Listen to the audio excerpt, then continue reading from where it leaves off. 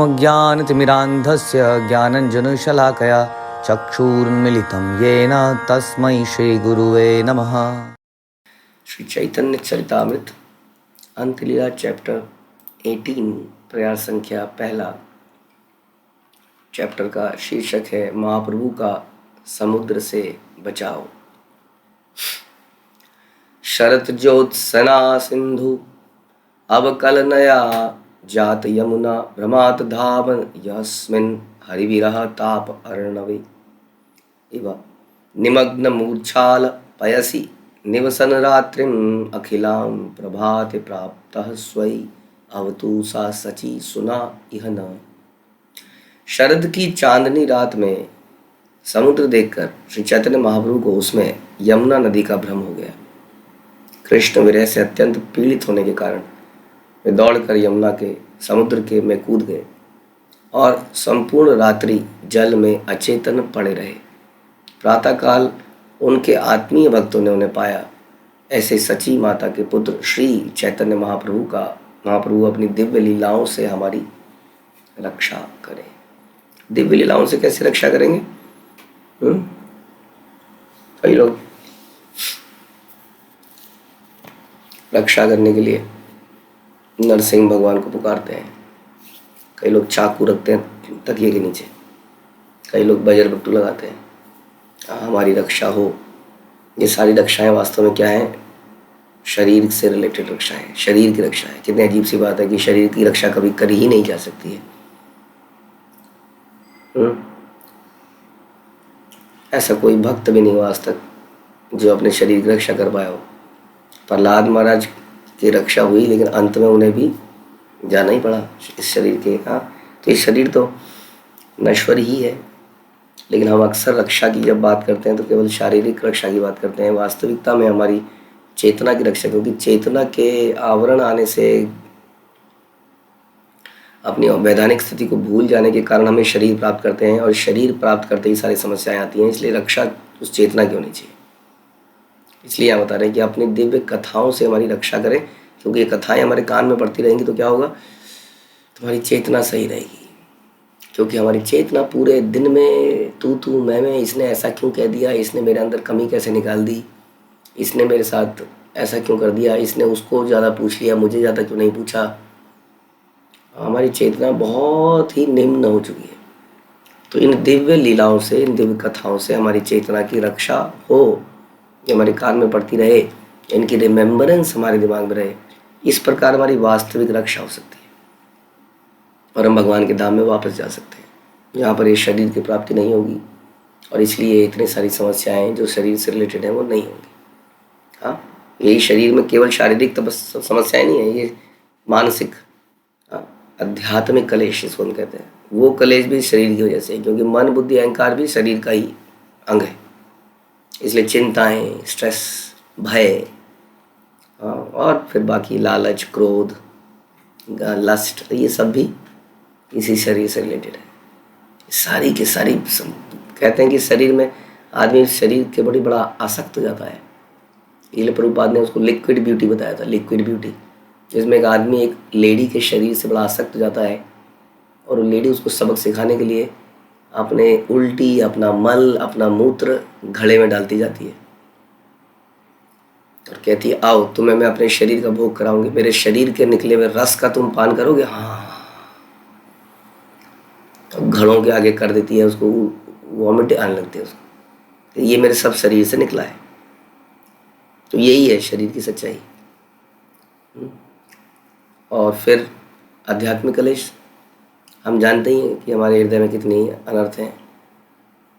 Comparison, complain, न जाने क्या क्या, क्रिटिसिज्म, काम, क्रोध, मत्सर्य, ये सारी समस्याएं, बहुत सारे विचार, ये सारी समस्याएं। तो इसलिए शरीर की वास्तविक रक्षा, हमारी वास्तविक रक्षा किसमें, हमें सोचना पड़ेगा। हम लोग बहुत सारी चीज़ें पढ़ डालते हैं कि नहीं। जैसे कि माना हम बीमार पड़ गए तो हम हरे कृष्ण महामंत्र जपिए, हरे कृष्ण महामंत्र जपिए, रक्षा कीजिए, रक्षा कीजिए। कोई घर में कोई बीमार हो गया कुछ और हो गया, एक्सीडेंट हो गया, भय भूत आने लगे, सपने में दिखने लगे, वगैरह वगैरह। लेकिन कभी भी चिंता इस बात की होती नहीं कि आज जब का क्वालिटी अच्छा नहीं हुआ, हो आज मुझे रक्षा करने के लिए पुकारना चाहिए क्योंकि आज जब अच्छा नहीं हुआ, आज मेरे मन में गंदे विचार आए, आज मुझे भगवान को बुलाना चाहिए। ये है, इसलिए यहाँ पर पहले ही श्लोक में क्या, हाँ, कितनी बड़ी बात बोलते हैं कि अपनी दिव्य लीलाओं से हमारी रक्षा करे।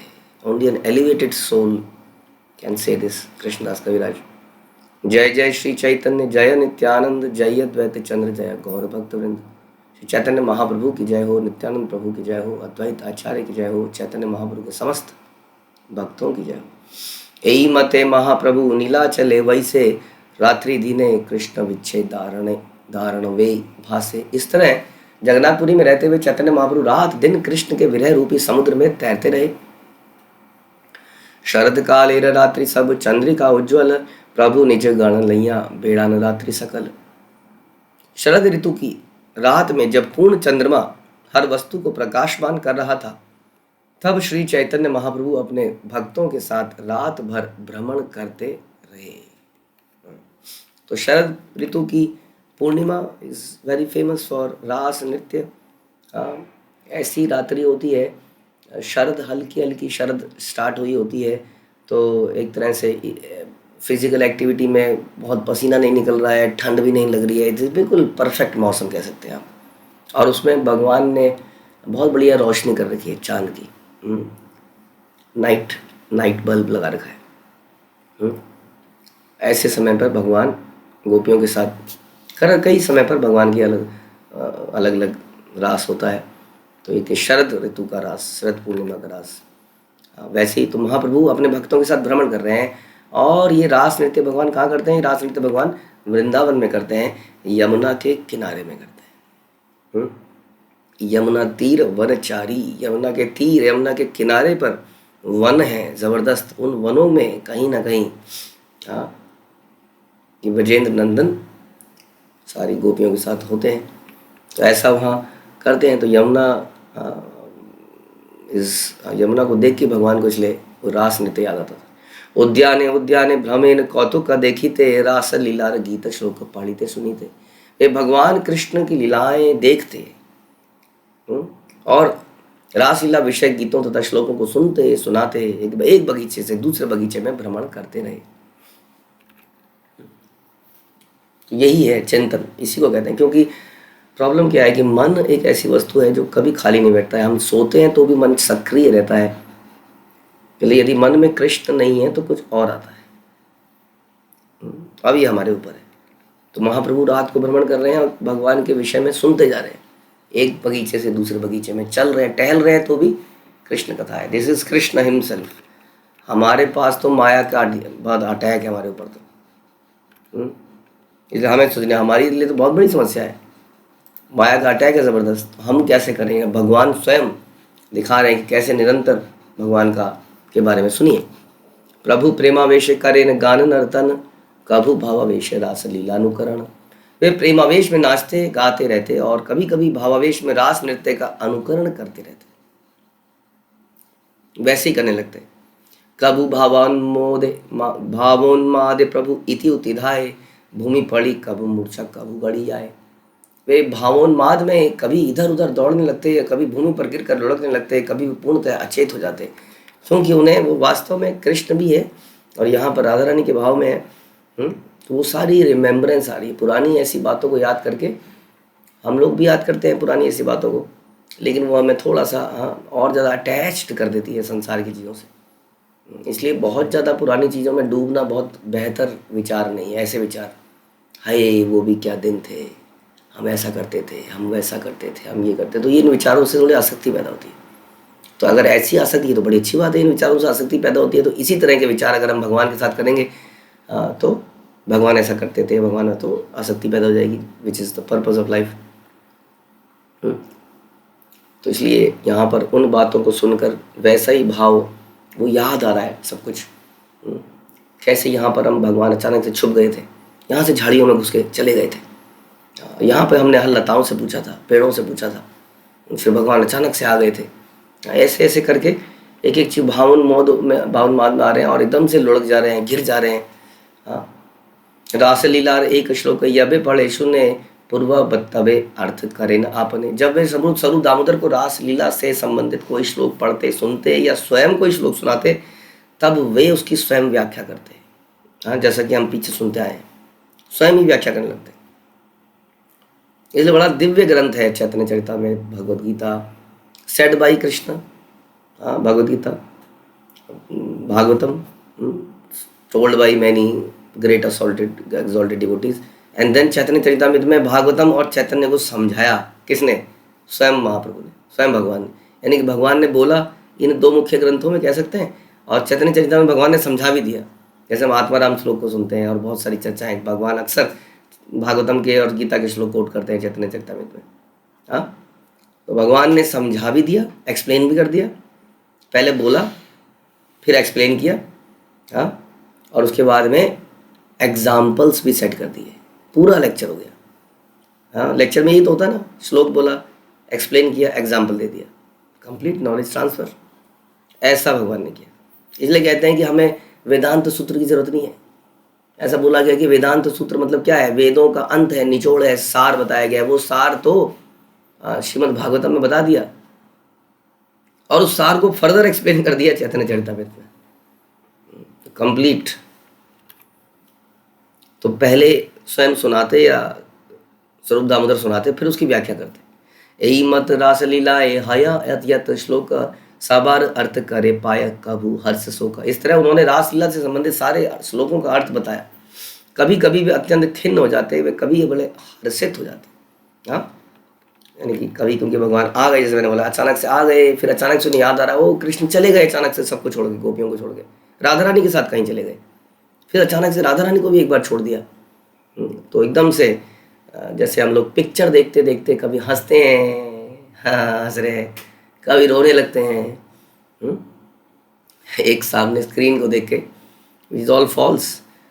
तो उस तरह के दर्शन, उस तरह की ये एक्टिविटीज़, यही again same activities can be Krishna consciousness.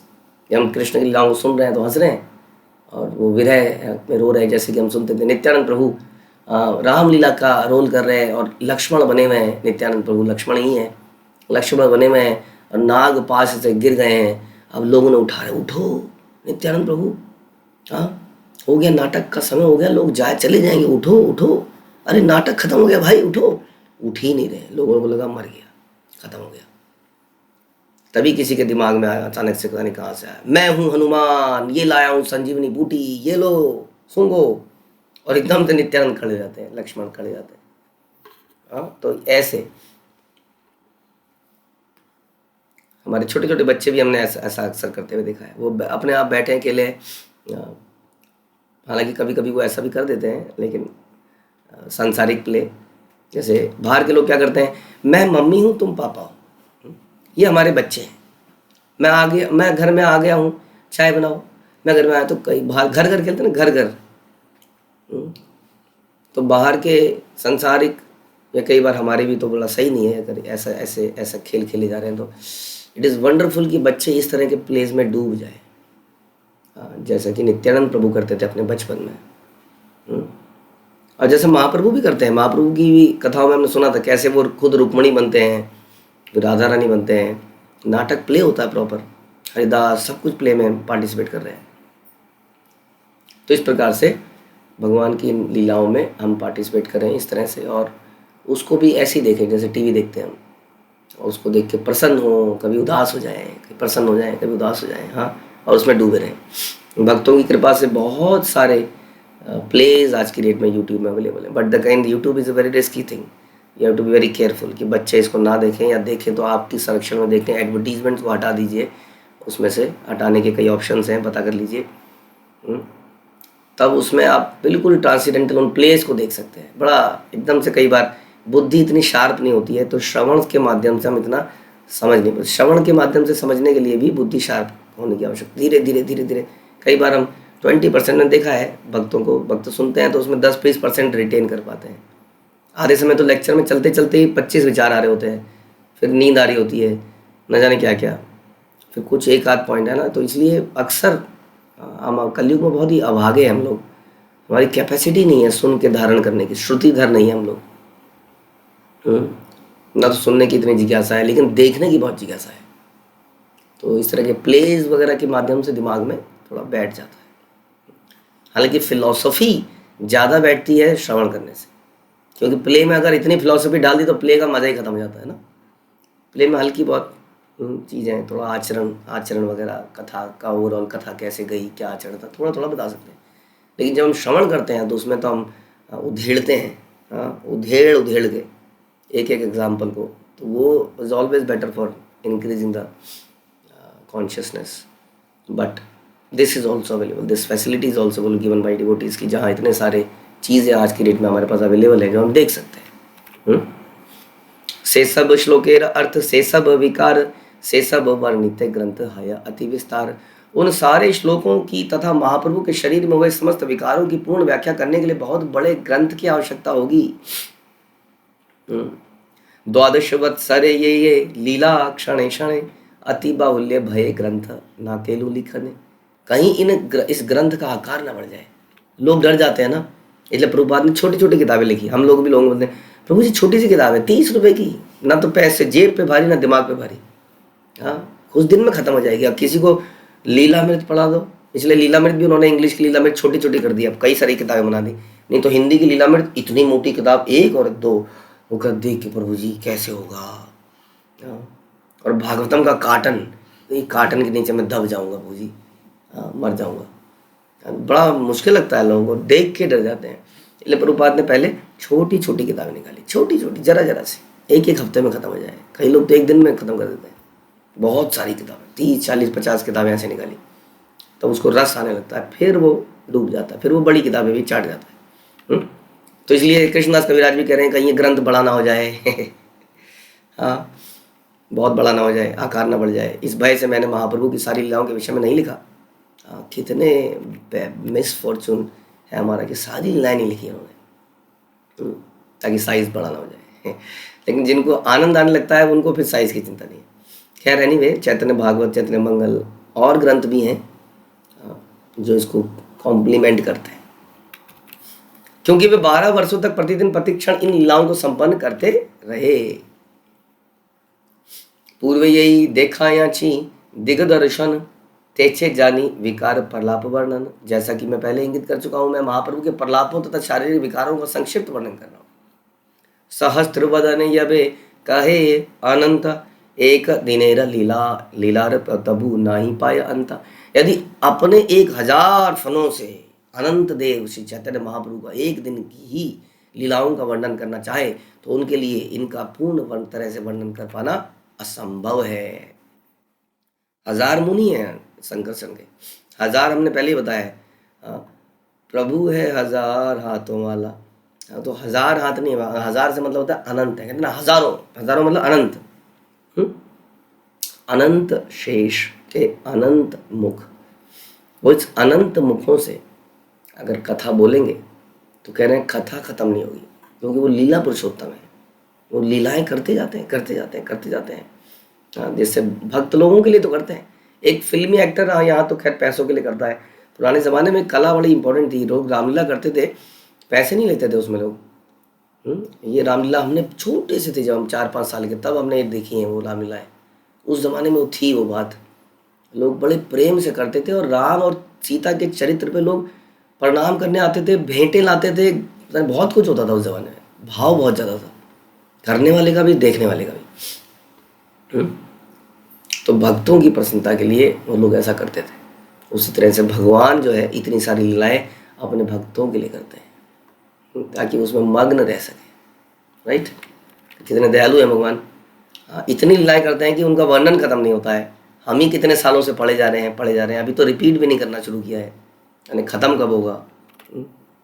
कोटि युग पर्यंत यदि लिखा है गणेश एक दिनेर लीलार तबु नाही पाया शेषा। यदि शिव के पुत्र तथा देवताओं के पटु लिपित गणेश जी महाप्रभु की एक दिन की लीलाओं का पूरी तरह से वर्णन करने का प्रयास करोड़ों युगों तक करें तो भी उनकी सीमा नहीं पा पाएंगे। बताइए, महाप्रभु की लीलाओं का एक दिन का वर्णन गणेश जी करने लगे, जिन्होंने भागवतम लिखी मतलब टाइप राइटिंग। लिखने का श्रेय तो जाएगा व्यासदेव को, लेकिन उनके पर्सनल सेक्रेटरी स्टेनो पहले ज़माने में होते थे ना, तो वो थे गणेश जी। इधर से व्यासदेव बोलते हैं, उधर से गणेश जी लिखते हैं। गणेश गुफा हम जाते हैं बद्रिकाश्रम में, आज भी वो गुफा है, तो वहाँ पर वो लिखा गया व्यास गुफा, गणेश गुफा। तो कह रहे अगर ये महाप्रभु की एक दिन की लीला भी लिखें तो इन्हें लिख नहीं पाएंगे, करोड़ों युगों तक प्रयास करना पड़ेगा। भक्तेर प्रेम विकार देखी कृष्ण चमत्कार, कृष्ण यार न पाए अंत के बा छार यार। भगवान कृष्ण तक अपने भक्तों के भाव विकारों को देखकर आश्चर्यचकित रह जाते हैं। यदि स्वयं कृष्ण ऐसे भावों की सीमाओं का अनुमान नहीं लगा सकते तो अन्य कौन लगा पाएगा।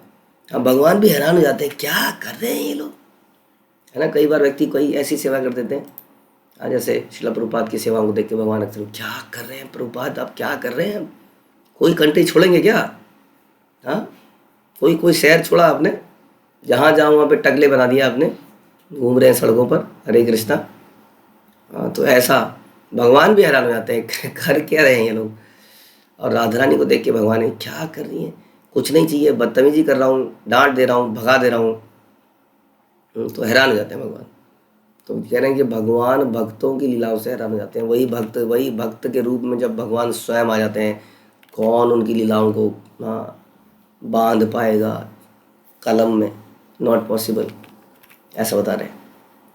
भक्त प्रेमार यत दशा ये गति प्रकार, यत दुख यत सुख यत एक विकार, कृष्ण ताहा सम्यक न पारे जानीते, भक्त भाव अंगी करे ताहा आस्वादिते। स्वयं कृष्ण भी अपने भक्तों की दशा, प्रगति, सुख तथा दुख एवं प्रेम भावों को पूरी तरह समझ नहीं पाते हैं। इतने डीप हो जाते हैं भक्त लोग। अच्छा, देयर इज नथिंग लाइक कि भगवान किसी चीज़ को समझ ना पाएंगे, तो परमात्मा है, अंतरात्मा है, लेकिन कहने का मतलब है उनके भावों को इतना आगे बढ़ जाते हैं भाव। इसलिए कहते हैं कि सब कुछ ऐसा नहीं है, सब कुछ प्री डिफाइंड है। लोग कहते हैं सब कुछ प्री डिफाइंड है प्रभु जी, अब मैं भक्ति कर रहा हूँ, ये भी पहले से लिखा गया है, तो इसलिए मैं कर पा रहा हूँ। मैं नहीं कर पा रहा हूँ तो पहले से लिखा, मेरी क्या गलती है इसमें, लिखा ही नहीं है कि मैं कर पाऊँ। इसका मतलब सब कुछ मैकेनिकल है, जब प्रोग्राम्ड है, फिर क्या आनंद है। ऐसे प्रेम में कोई आनंद है।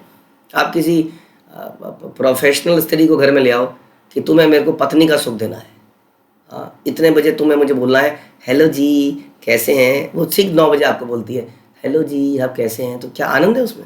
आपको पता है उसको बोलना है 9 बजे, उसको सैलरी मिल रही है, क्या आनंद है इसमें। तो आपको पता है आपने किसी का फेवर किया, आपने किसी का काम निकाल दिया, सरकारी काम कर दिया, अगले दिन आपको डिनर में बुला लिया पूरे परिवार को। कई बार भक्तों के बीच में भी ऐसा हो जाता है, बड़ा दुख होता है देख के। वैसे तो कभी नहीं बुलाया था, आपका कोई काम निकाल दिया, तुरंत घर वाला आइए। ये भौतिक चेतना नहीं होनी चाहिए हमारी। जिसने काम निकाल दिया उसको घर पे बुला लिया खाने पे, उसका भला कर दिया, ये बड़े अच्छे लोग हैं, बाकी सब बेकार हैं क्योंकि इन्होंने मेरा काम कर दिया। तो ऐसी चेतना हमारी है, ऐसी चेतना भक्तों की वास्तव में नहीं होनी चाहिए।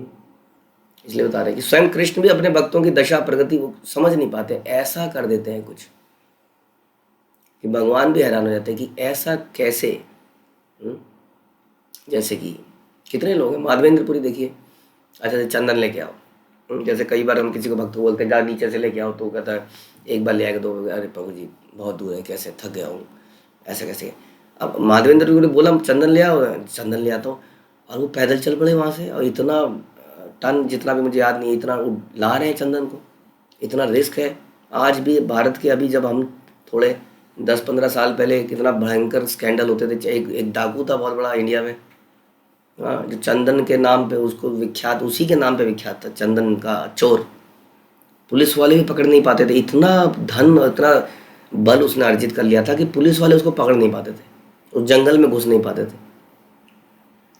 तो बताइए उस ज़माने में क्या रहा होगा। उस वक्त तो ये एक कंट्री नहीं थी, अलग अलग राज्य थे, बड़े भयंकर युद्ध थे आपस में, जंगलों में से जाना, जंगलों में डाकुओं का होना, ये आम बात थी।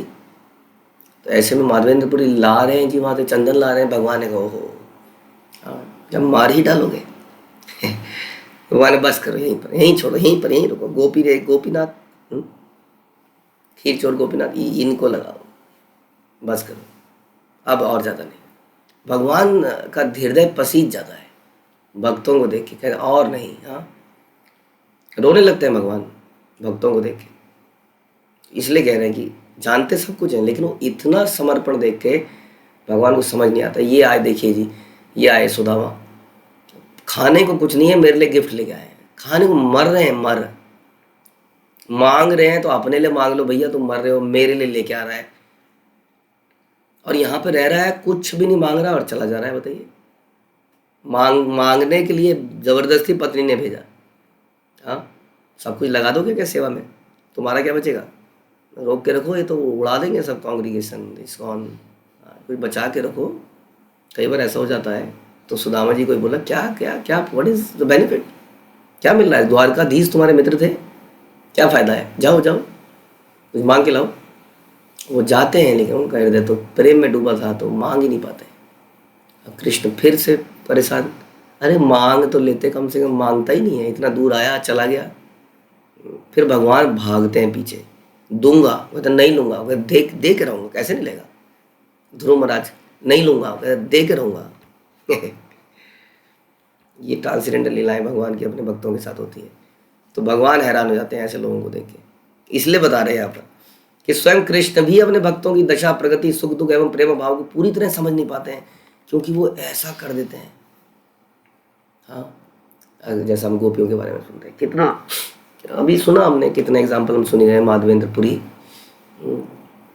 शिला प्रभुपाद, जितने भी थे हमारे आचार्यों की, तो एक एक की कथा बोली जाए तो वैष्णव आचार्य की कथाएं हमने यूट्यूब में हमारा प्लेलिस्ट है, उसको आप देख सकते हैं, क्या क्या किया है। एक एक आचार्य के बारे में सुनते हैं तो हैरानी हो जाती है।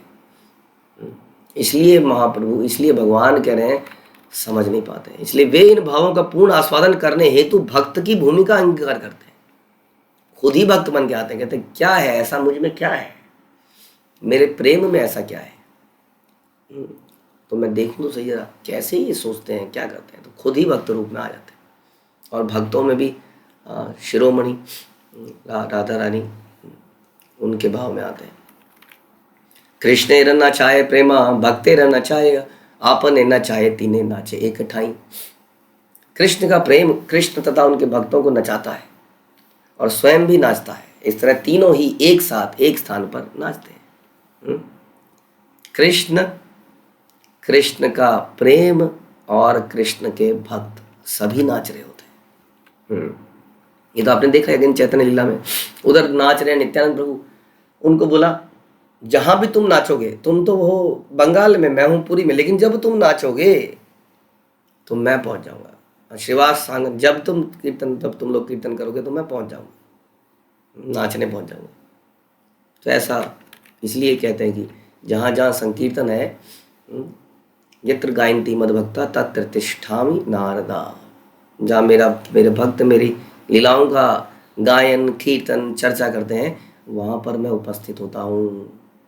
जरूरी नहीं है आपके घर के सुंदर ऑल्टर में भगवान उपस्थित हैं। यदि वहाँ पर ईर्ष्या है, कलेश है, कलेश की जगह में, कली की जगह में भगवान का क्या रोल है? जहाँ भगवान है वहाँ कली हो ही कैसे सकता है? जहाँ सूर्य माया नहीं अधिकार, जहाँ कृष्ण अंधकार, जहाँ सूर्य है वहाँ अंधकार नहीं है, जहाँ कृष्ण है वहाँ माया नहीं है। और कृष्ण कहाँ है? जहाँ उनके भक्त उनकी चर्चा करते हैं, गायन करते हैं, कीर्तन करते हैं, नृत्य करते हैं, देयर इज कृष्ण। इसलिए हमने पहले कई बार बोला कि फैमिलीज को सांप के बिल मत बनाइए। सुनसान, चमगादड़ चमक रहे हैं, छोट सुनसान, सब लोग अपने अपने बैठे हुए हैं कमरों में, शांति शांति शांति। शांति नहीं चाहिए, कीर्तन चाहिए, नृत्य चाहिए, चर्चा चाहिए, ऐसा होना चाहिए। ये there is a benefit of family life, you know that. जैसे भक्तिविनोद ठाकुर कहते थे कि जब मैं घर में आता हूँ तो गोलोक लगता है मुझे। तो कोई माला बना रहा है, कोई भोग लगा रहा है, कोई बैठ के कीर्तन कर रहा है, कोई बैठ के चर्चा कर रहा है, सब तरफ Krishna Krishna Krishna. How wonderful it is. ऐसा होना चाहिए।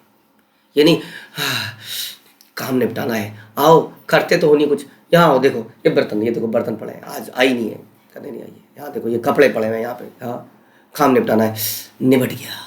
सो वी बिकम डोंकीज। देखिए जो मैनेजरियल काम है ना, बड़े लोअर लेवल के काम है। आजकल मैनेजरियल काम को बड़ा हाई बना लिया गया है। जैसे अकाउंटेंट्स हैं, ये जो इंजीनियर्स हैं, is a very low jobs, clerical jobs आप आज के डेट में बड़ा वाइट कॉलर जॉब मानने लगे लोग इनको. डूइंग थिंग्स ना, मतलब managing things is nothing. Managing things nothing actually. लेकिन क्या करें, दिमाग अब इतने डल हो चुका है कि मैंने जो चीज़ों को मैनेज करते हैं वो बड़े इंटेलिजेंट मांग रहे हैं. She manages her house wonderfully. तो हमें अच्छा लगता है.